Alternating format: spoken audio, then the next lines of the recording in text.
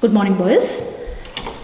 Now today I'll be explaining you how to perform an experiment to find the focal length of a convex lens by making use of a plane mirror and an object pin.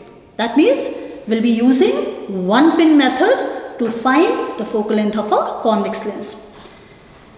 There can be two different formulas used for finding the focal length. We'll be using the easier one, right? F is equal to x2 minus x1. That's our first formula. We can make use of an alternate also sometime, that F is equal to x plus y divided by 2, where x1 is the position of object pin and x2 is the position of convex lens.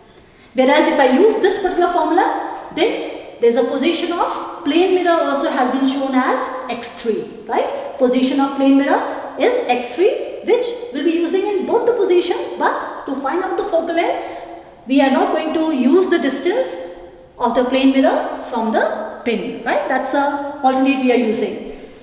This x and y can be indicated very clearly on this diagram, that distance between the lens and the pin is x and the distance between the pin and the mirror is going to be y, right? This distance is going to be y. So to have a better accuracy of the answer, we can take the average of the distance between the pin and the lens and the pin and the plane mirror, take the average x plus y and divide it by 2 to have the better focal length calculated. But here for this experiment, we are just using the first formula only. F is equal to x2 minus x1. Now for the observation table, you are supposed to have the various position noted down while performing your experiment. You'll be changing the position of the object pin from 5, 10, 15, 20, 25, so on, keep on changing, right? And the position of lens and position of plane mirror. These two should be very, very close to one another. I'll be explaining you when I'll be taking and giving you the explanation on the optical bench. So position of lens is to be taken away from the object pin and the plane mirror has to be very, very close to the lens.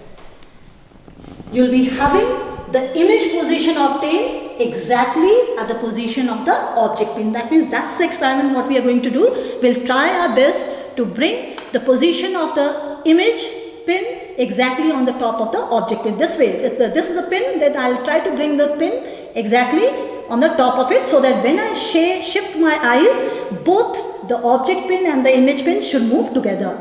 If I find there is a separation happening, when I am shifting my eyes, I find on moving my pins are getting separated, then I'll be saying there is a parallax error and I have to remove that parallax error while doing the experiment. To do that, the best option is just little shift the object pin closer, very slowly, right? Too much difference should not be there. So when you have taken the position of object pin, you have taken the position of lens, the position of plane mirror, image pin, then by making use of the formula x2 minus x1, you can easily find out the focal length. And that I have shown the calculation here. Now for one of the readings, you can easily put the values, like if I take the first reading here, what I have shown over there, position of pin is 5. So I'm just putting it 5 here and position of lens has been shown at 40. So putting the value, I get the value 35 centimeter as a focal length. Direct answer.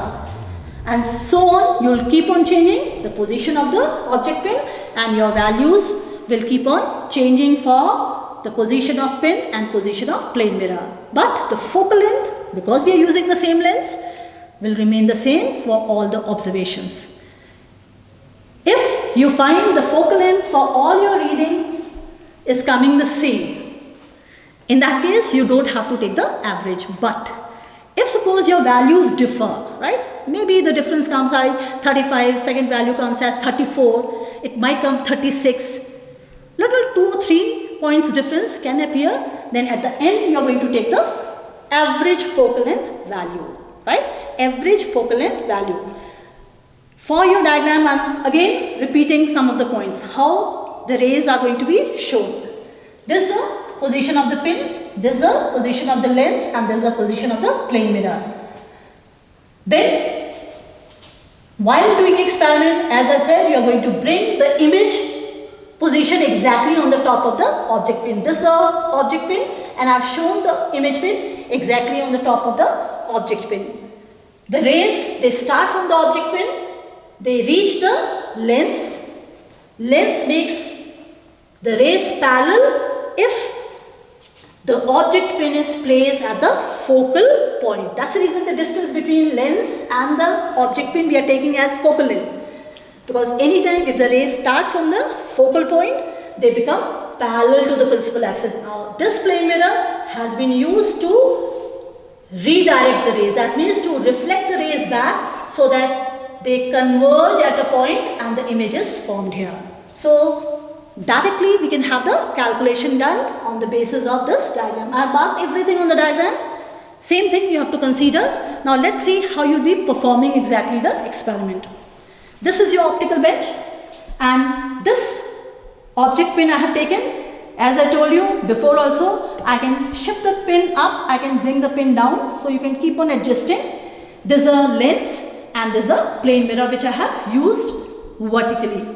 And this has been used to reflect the rays, right? Reflect the rays and so that the image is obtained exactly on the top of the pin. These two positions should be together, right? The lens and the mirror should be kept together.